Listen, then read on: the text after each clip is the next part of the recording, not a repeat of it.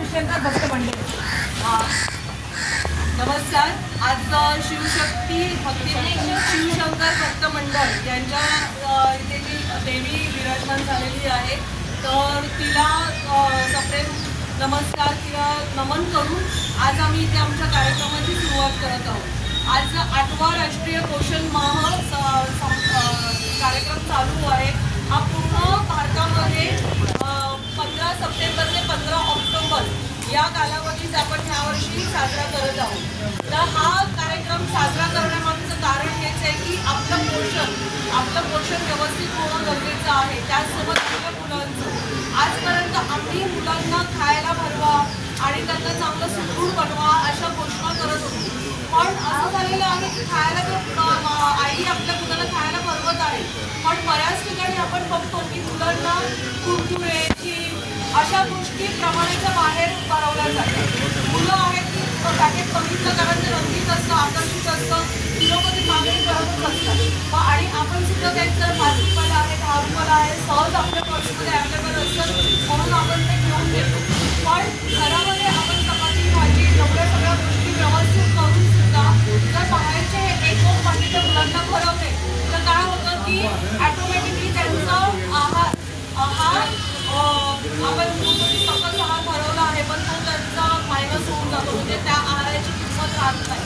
आणि तिथे हे सगळे चटके देणारे पदार्थ त्याच्यामध्ये भरपूर केमिकल ॲड असतात आणि त्यामुळे आपल्या मुलांचं आरोग्य हे धोक्यात येतं. मुलांचं वजन वाढतं, मुलं जास्त वजन वाढल्यामुळे ओबेसिटीमध्ये जातात, म्हणजे लठ्ठपणामध्ये. तोही एक प्रकारचा आजार आहे. जसं कुपोषित मुलांचा एक आजार आहे, तसंच हा लठ्ठपणा सुद्धा आजार आहे. आता आपल्या इथे ह्या पोषण माहामध्ये एक नवीन योजना आलेली आहे, प्रधानमंत्री मातृवंदना योजना PMMDY.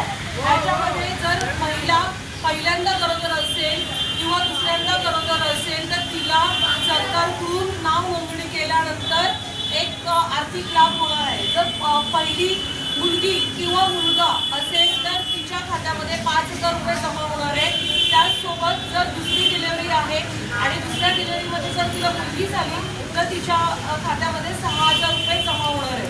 अशा प्रकारे सरकार तिला मदत करत आहे. हे जे पैसे जमा होत आहेत हे संपूर्णपणे बालकाच्या आरोग्यासाठी आणि आहारासाठी खर्चण्यासाठी आपल्याला सरकार देत आहे. तर या योजनेचा पूर्णपणे लाभ घ्यावा ही आपल्या सगळ्यांना विनंती आहे. आणि हा लाभ घेण्यासाठी आपल्याला कुठेही जायचं नाही. आपल्या एरियामधली जी अंगणवाडी आहे त्या अंगणवाडी सेविकेकडे जाऊन तिथे जर तुमचं गरोदरपणामध्ये नाव रजिस्टर केलेलं असेल तर ते ऑलरेडी तिथे एक फॉर्म क्रिएट झालेला असतो. तिथे फक्त तुम्हाला लागणारे डॉक्युमेंट द्यायचे आहेत. ई-श्रम कार्ड आपल्याला जर आयुष्यमान भारत किंवा ई-श्रम कार्ड आपण काढलेलं नसेल तर ते काढून घ्या, कारण ई-श्रम कार्ड सुद्धा त्या योजनेसाठी लागणार आहे. अशा प्रकारे अंगणवाडी सेविका आपल्याला